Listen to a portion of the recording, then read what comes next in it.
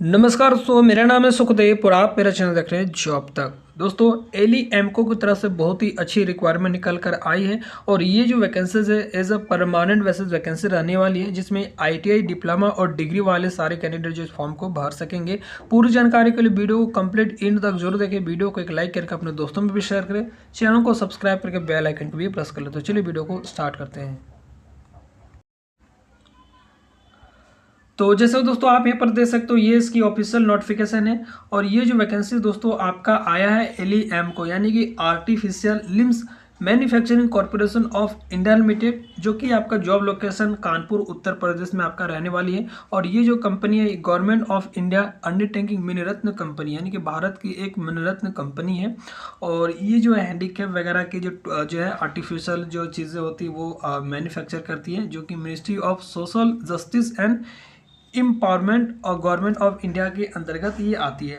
और इसमें बहुत तरह की पोस्ट डायरेक्ट रिक्वायरमेंट बेसिस पर है और इसमें जो है पोस्ट के अनुसार से क्वालिफिकेशन जो आपका अलग अलग रखा गया है। सभी पोस्ट के बारे में बात करेंगे तो वीडियो को कंप्लीट बिना स्किप के एंड तक आपको जरूर देखना है।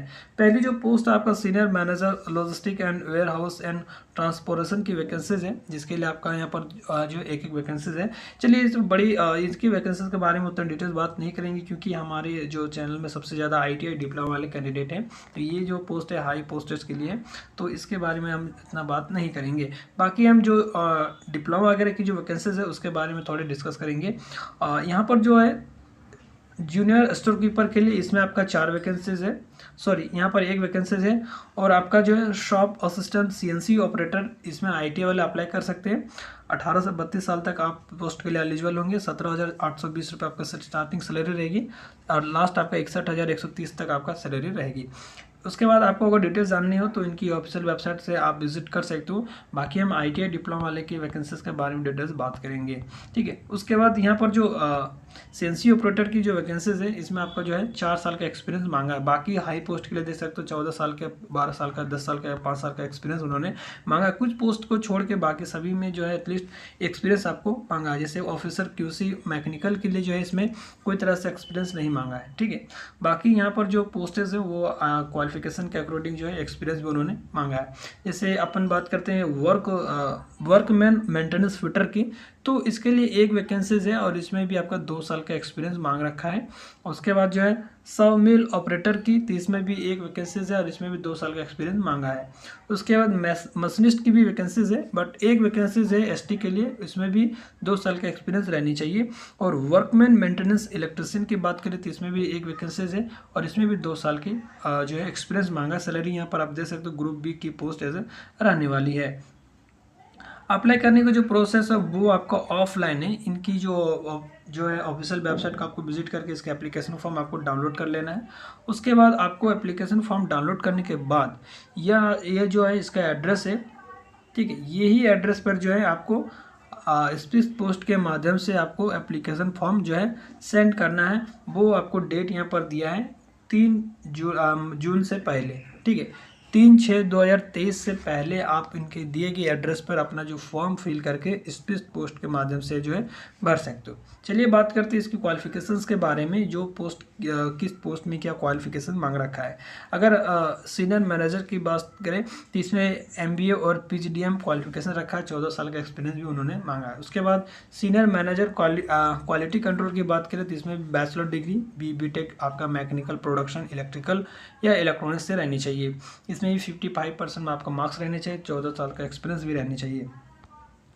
उसके बाद सीनियर मैनेजर मार्केटिंग की बात करें तो इसमें भी फुल टाइम इंजीनियरिंग डिग्री, साथ ही 55% के मार्क्स रहने चाहिए। या एमबीए वगैरह कर रखे हो या पीजीडी है, पीजीडी तो भी आप इस पोस्ट के लिए एलिजिबल होंगे। 14 साल का एक्सपीरियंस भी उन्होंने मांग रखा है।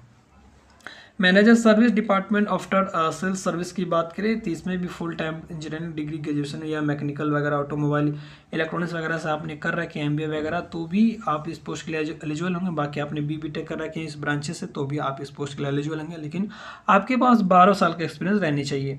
उसके बाद मैनेजर सिविल की भी वैकेंसीज है, बट इसमें आपका जो है फुल टाइम आपको डिग्री रहनी चाहिए सिविल इंजीनियरिंग से और 12 साल का एक्सपीरियंस। उसके बाद मैनेजर डिज़ाइन एंड डेवलपमेंट की भी वैकेंसीज है। इसमें फुल टाइम बीटेक आपके पास मैकेनिकल इलेक्ट्रिकल और इलेक्ट्रॉनिक्स रहनी चाहिए। और 12 साल का एक्सपीरियंस भी मांग रखा है उन्होंने। उसके बाद डिप्टी मैनेजर की फाइनेंस एंड अकाउंट्स के लिए, इसमें भी आपका जो है आपका CA वगैरह आपके पास है तो भी इस पोस्ट के लिए एलिजिबल होंगे। 10 साल का एक्सपीरियंस भी उन्होंने मांग रखा है। और डिप्टी मैनेजर मार्केटिंग एक्सपोर्ट्स की वैकेंसीज है जिसमें आपका MBA और PGD रहनी चाहिए। और junior manager production based plastic की है, इसमें आपको full time engineering degree plastic technology वगैरह से रहनी चाहिए और 5 साल का एक्सपीरियंस रहनी चाहिए। उसके बाद जूनियर मैनेजर प्रोडक्शन प्लानिंग की है, इसमें आपका बैचलर डिग्री रहनी चाहिए मैकेनिकल और प्रोडक्शन और इंडस्ट्रियल इंजीनियरिंग से और 5 साल का एक्सपीरियंस भी उन्होंने मांग रखा है। उसके बाद जूनियर मैनेजर मार्केटिंग की जो है फुल टाइम आपका MBA या PGDM रहनी चाहिए और 5 साल का एक्सपीरियंस रहनी चाहिए। जूनियर मैनेजर के लिए P&A की वैकेंसीज है, फुल टाइम आपको रिकॉग्नाइज डिग्री वगैरह रहनी चाहिए कोई भी इस डिसिप्लिन से, या आपने अगर फुल टाइम MBA HR वगैरह से की हैं तो भी, या पोस्ट ग्रेजुएट हो, या डिप्लोमा पर्सनल HR या IR मैनेजमेंट वगैरह से भी कर रखे तो भी इस पोस्ट के लिए एलिजिबल होंगे, लेकिन 5 साल आपके पास एक्सपीरियंस रहनी चाहिए। ऑफिसर P&A की वैकेंसी जिसमें फुल टाइम रिकॉग्नाइज डिग्री व आपके पास रहनी चाहिए या MBA वगैरह कर रखे तो भी इस पोस्ट के लिए एलिजिबल होंगे। उसके बाद ऑफिसर QC मैकेनिकल के लिए, इसके लिए आपके पास जो है full time degree mechanical production engineering से रहनी चाहिए और इसमें किसी भी तरह से एक्सपीरियंस जो है एक्सपीरियंस तो इन्होंने देखिए नहीं मांग रखा है, ठीक है। उसके बाद जो है इसमें जो सिलेक्शन होगा आपका गेट की जो स्कोर कार्ड हो उसके अनुसार से होगा। उसका ऑफिसर्स की वैकेंसीज है, इसमें आपका चार्टर्ड अकाउंट वगैरह यानी CA वगैरह आपके पास रहनी चाहिए। क्लर्क एंड जूनियर असिस्टेंट की बात करें तो मिनिमम 3 इयर्स का जो डिग्री होता है बेस वो आपके पास रहनी चाहिए, कोई भी डिग्री हो या आपने आर्ट्स कॉमर्स या साइंस किसी से भी की हो। 4 साल का एक्सपीरियंस उन्होंने मांग रखा है और टाइपिंग वगैरह भी आपके आनी चाहिए। जूनियर स्टोर को कीपर की वैकेंसीज है, इसमें फुल टाइम 3 इयर्स का डिप्लोमा मैकेनिकल इंजीनियरिंग या ग्रेजुएशन वगैरह कर रखे हो तो भी इस पोस्ट के लिए एलिजिबल होंगे, लेकिन 3 साल का एक्सपीरियंस रहनी चाहिए प्राइवेट या PSO सेक्टर से। उसके बाद शॉप असिस्टेंट CNC ऑपरेटर की वैकेंसीज है, इसमें फुल टाइम 3 इयर्स का डिप्लोमा मैकेनिकल से रहने चाहिए या आपने ITI किए हैं तो भी इस पोस्ट के लिए एलिजिबल होंगे। डिप्लोमा के लिए 4 साल एक्सपीरियंस मांग रखा है और ITI के लिए 7 साल का एक्सपीरियंस मांग रखा है, ठीक है। उसके बाद जो है वर्कमैन मेंटेनेंस फिटर की जो है, इसमें ITI फिटर ट्रेड से रहनी चाहिए, 2 साल का एक्सपीरियंस आपको मांगा है। इनमें से कोई भी आपका जो वर्क नेचर रहेगा एक्सपीरियंस वगैरह इनमें से किसी में भी रहनी चाहिए। उसके बाद साव मिल ऑपरेटर की वैकेंसीज है, इसमें आपका ITI मशीनिस्ट ट्रेड से रहनी चाहिए और मशीनिस्ट वगैरह है तो भी इस पोस्ट के लिए एलिजिबल होंगे, लेकिन 2 साल के आपके पास एक्सपीरियंस रहने चाहिए। इनमें से कोई भी फील्ड में आपके पास एक्सपीरियंस है तो आप इस पोस्ट के लिए एलिजिबल होंगे। उसके बाद फिर यहाँ मशीनिस्ट के लिए वैकेंसीज है, जिसमें आपका ITI मशीनिस्ट ट्रेड से रहनी चाहिए और इसमें भी 2 साल का एक्सपीरियंस उन्होंने मांगा है और इनमें से कोई भी फील्ड में आपके पास एक्सपीरियंस है तो एलिजिबल होंगे।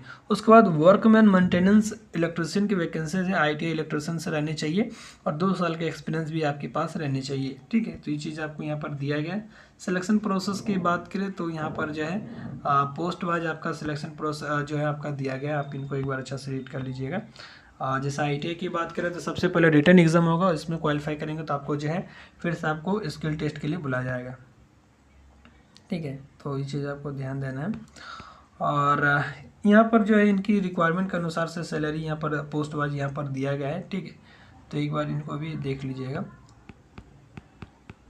बाकी जो इंपॉर्टेंट चीज़ें थी मैंने आपको बता दी, यहाँ पर उनका सैलरी DA बेसिक क्या रहेगा, HRA क्या रहेगा, एनुअल में कितना रहेगी, वो सारा चीज़ें इन्होंने डेटाबेस दिया है, आप इनको एक बार देख लीजिए, ठीक है।